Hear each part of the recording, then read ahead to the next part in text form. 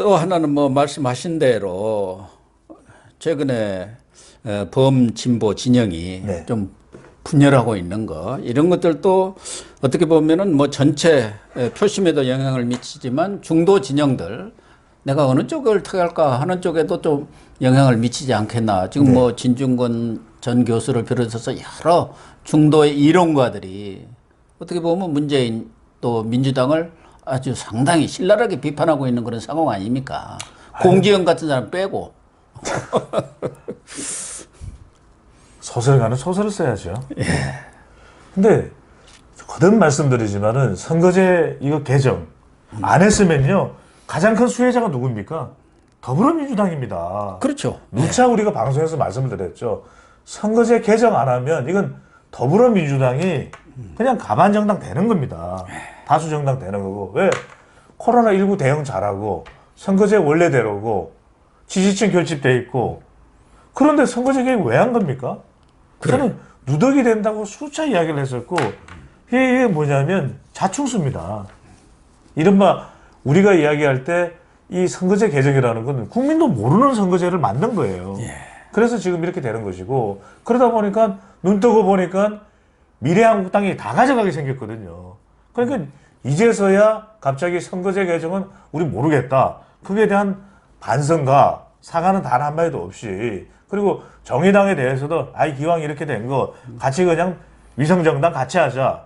이게 과연 어떤 국민들이 납득을 할까요? 그래서 나오는 이야기가 지금 미래한국당의 파괴력이 크니까 비례민주당을 그래도 만들어서 이번 선거에 내세우면 상당히 그래도 보완은 된다라는 이야기를 하면서 이 미래통합당의 일당 자리는 내줄 수 없다. 이런 것이 진보 진영의 시민단체부터 이야기를 아니 그러면 저는 이 진보 시민사회단체가 왜 지난번에 선거법 개정 이걸 하면 안 된다는 이야기를 왜 안 한 거냐고요.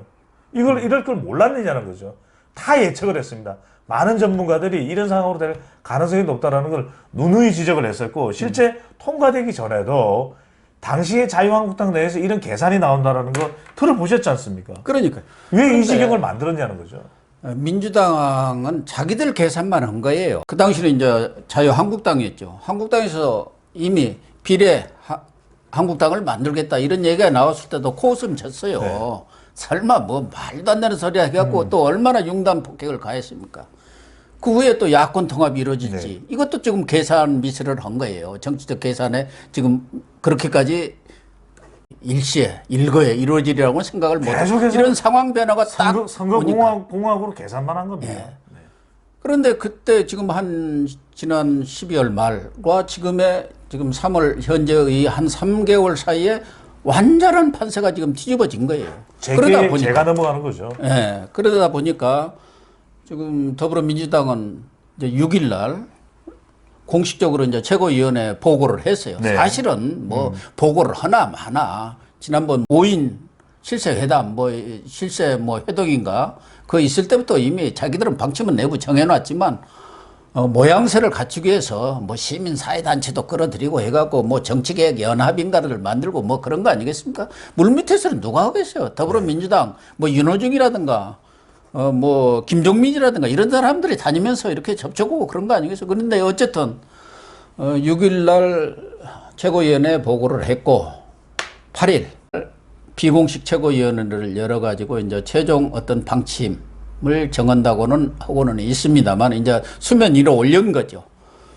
결국은 민주당이 범여 비례정당 만드는 쪽으로 결론이 내려졌다고 봐야겠죠. 아니 이렇게 계속 진행되는데 안 하겠다는 말이 없지 않습니까? 그러니까 안 하려면 최고위원회에 올리지를 정의당의 심상정 대표가 수차례 이야기했습니다. 이해찬 대표가 이것에 대해서 정확한 해명을 해달라. 그렇죠. 발표를 해달라. 할 건지 안 할 건지. 그런데 이런 방구가 없어요. 이해찬 대표는 그때 그런 얘기 나오니까 그 최고위원회 같은 데서 그런 거 논의하지 말라. 그렇게 얘기해서 물밑에서 하라는 얘기죠. 아니 그렇다면 여기서 우리가 생각할 수 있는 고 박사님 수순은 있습니다. 아니, 국민들에게 사과하고 선거법 개정 정말 잘못됐다. 열불나게 하려고 그 4월 달부터 싸워서 했는데 잘못 생각했다. 죄송합니다. 그리고 21대 국회가 만들어지면 원래대로 돌아가든 하여튼 우리가 제대로 하든 그때 가서 또 한번 반성하고 보완하겠습니다. 근데 이번에는 우리가 다수당은 해야겠으니 위성정당,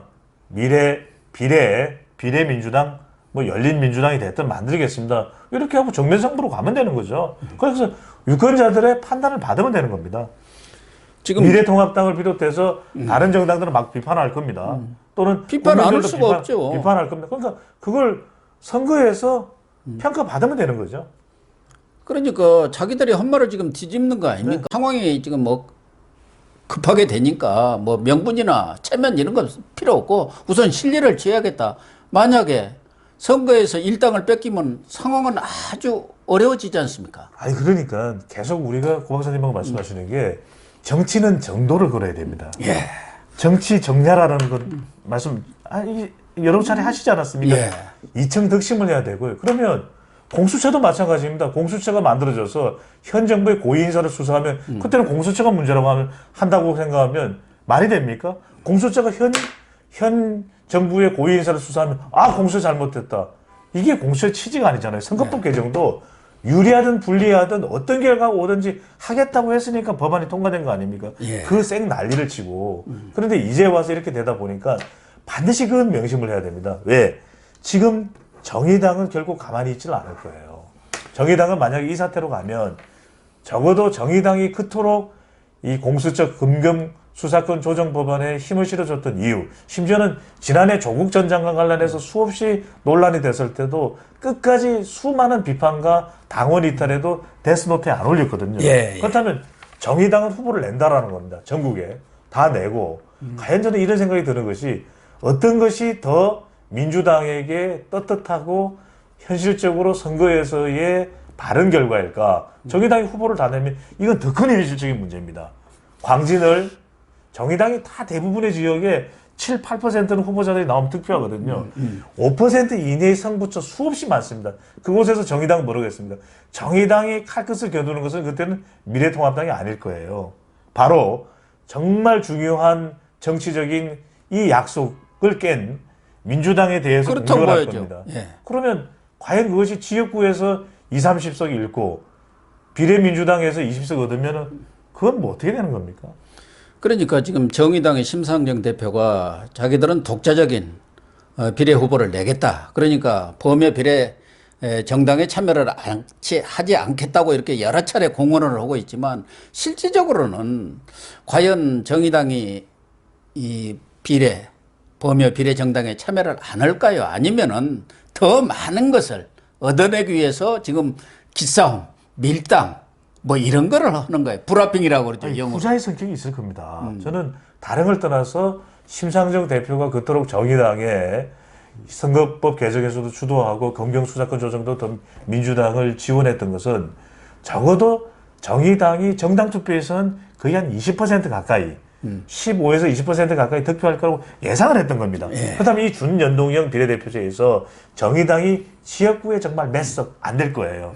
이것과 함께 거의 없다고 봐야죠. 거의 없다고. 단일화가 안 되면은 정말 당선 가능한 지역이 현실적으로 분석 차원과 과거의 데이터상으로 말씀을 드리는 겁니다. 지지율을 기준으로 본다면. 그렇다면 거의 없다면 바로 이걸 통해서 또 더불어민주당 지지층들도 정의당 쪽에 몰아주기를 해줄 수가 있다. 이 기대감.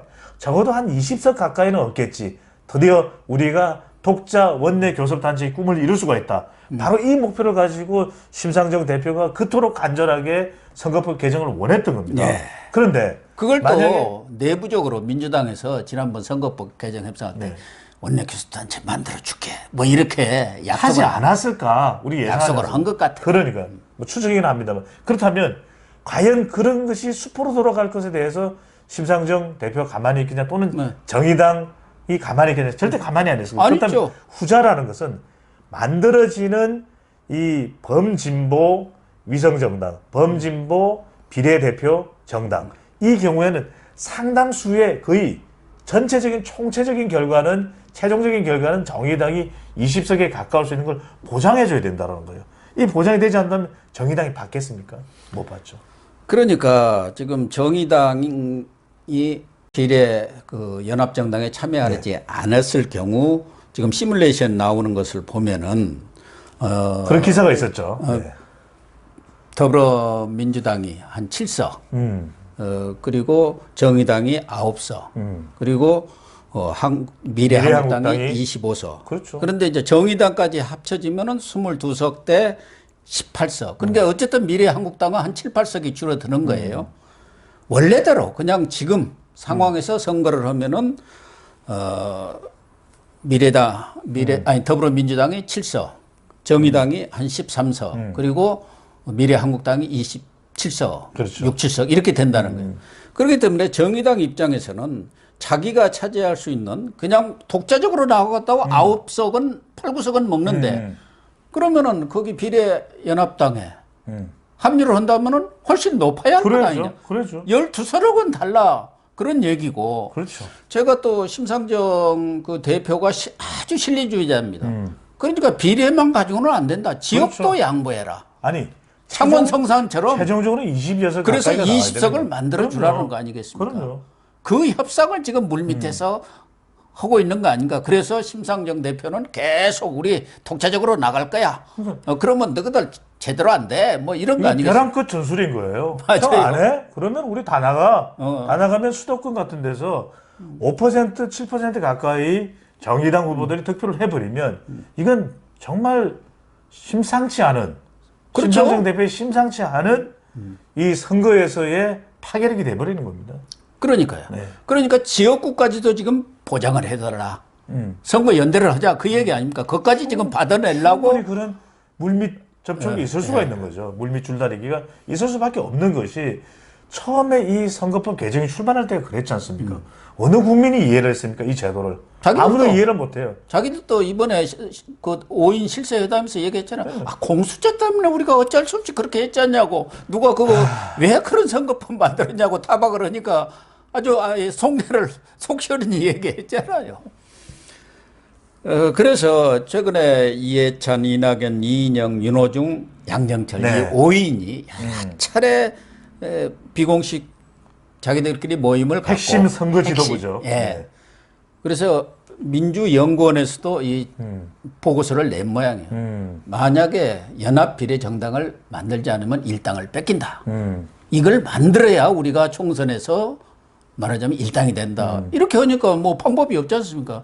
그래서 아직까지도 당내에서는 특히 수도권 의원들은 네. 이거 명분도 없는 거 만들었다가 자칫해서 역풍이 불면은 꽝도 매도 놓치는 거 아니냐. 비례대표 몇 석 얻지도 못하고 이 수도권에서 민심이 바뀌어버리면 그래서 어떻게 다시 하나. 이야기를 중도로 돌아가게 되는데 한국일보, 한국리서치 조사를 한번 더 확인해 주시기 바랍니다. 이 검색해 보면 나와요. 정확한 수치는 말씀 안 드립니다. 근데 딱 말씀하신 그 지적입니다. 바로 비례민주당, 위성정당을 만들면 중도층이 돌아선다 이거예요. 그래서 서른 의원 네. 같은 사람이 그 상당히 중도층이 돌아선다 이거예요. 민감하잖아요. 네. 또 요 부천이 그렇죠. 어디 수도권이니까. 수도권이니까. 사실상 서울이죠. 네. 아니 왜 소탐 대실을 일을 하냐고 지금 강력히 반대를 하고는 있어요. 네. 뭐 대세는 형성을 못 하겠지만 어쨌든 수도권 의원들의 공포감은 상당히 있는 것 같습니다. 정의당이 내겠다라는 겁니다. 여기다가 민생당까지 나오죠. 그러면은 이 판세를 알 수가 없는 거예요. 더군다나 지금 민생당 보십시오.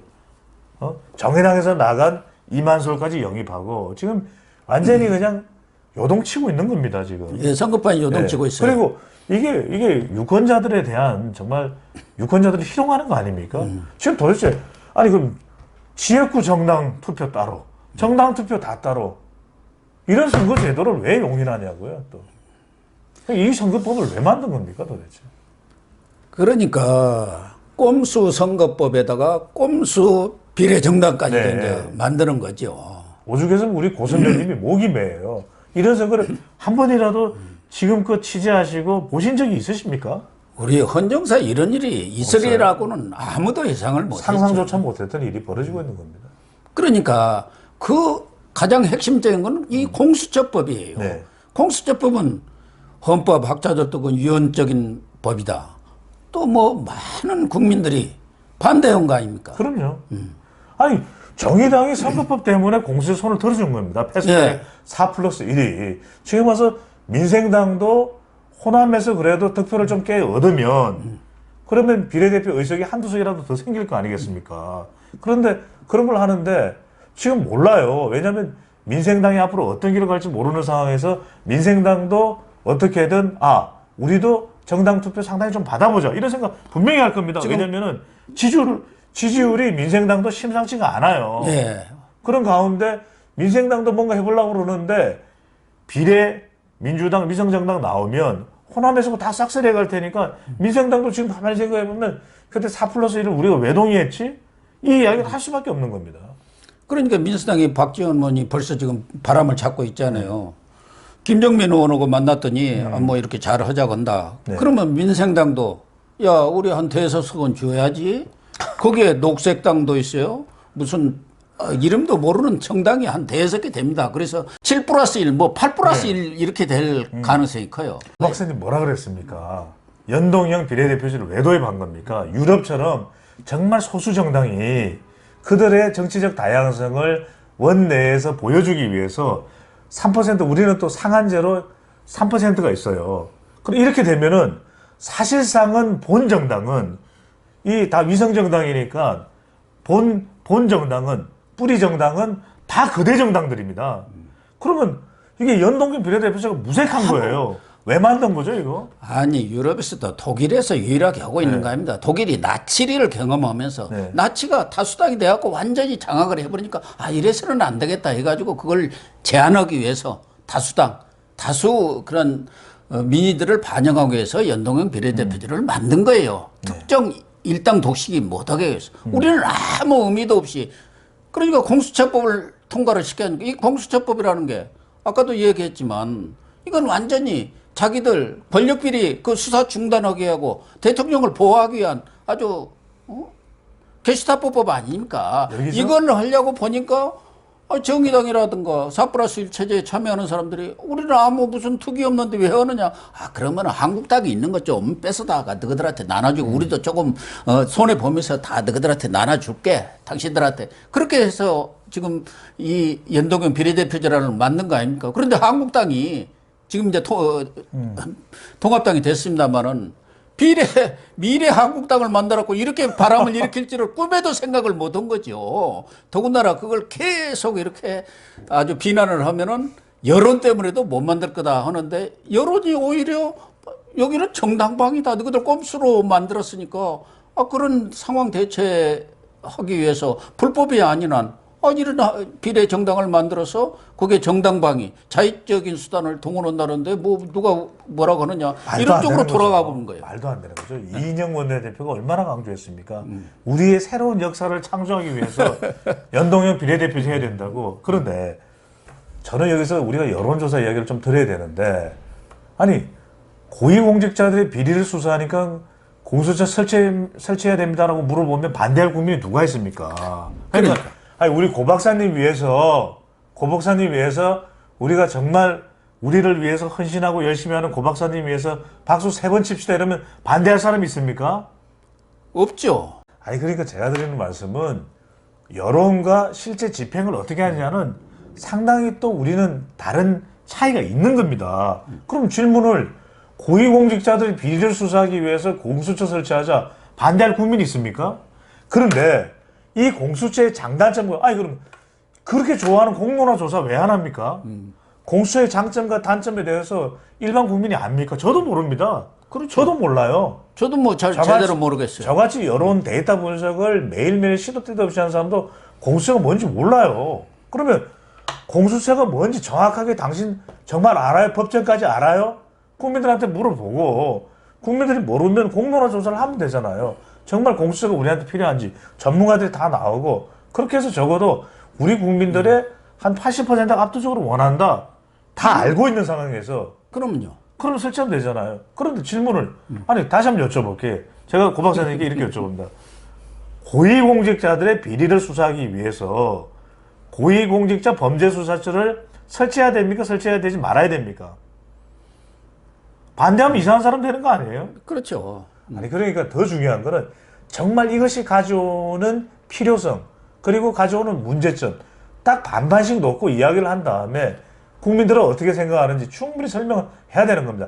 저는 이때 노무현 대통령이 정말 그래도 국민 여론을 알기 위해서 얼마나 노력한 대통령이라는 걸 또 한 번 느끼는 것이 2006년도에 한미 FTA로 시끄러웠습니다. 강화문에 난리 석 났죠. 걸고 오고 예. 농기구 왜 한미 FTA 합니까? 농민들은 죽어야 됩니까? 하니까 그때 한 여론조사가 전부 모든 여론조사가 뭐 물어봅니까? 한미 FTA 찬반만 물어봐요.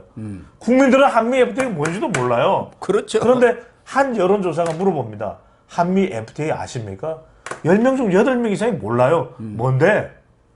모르는 걸 가지고 찬반을 물어본 거예요. 그런데 그때 압니까 모릅니까를 물어본 여론조사 전문가가 누구겠습니까?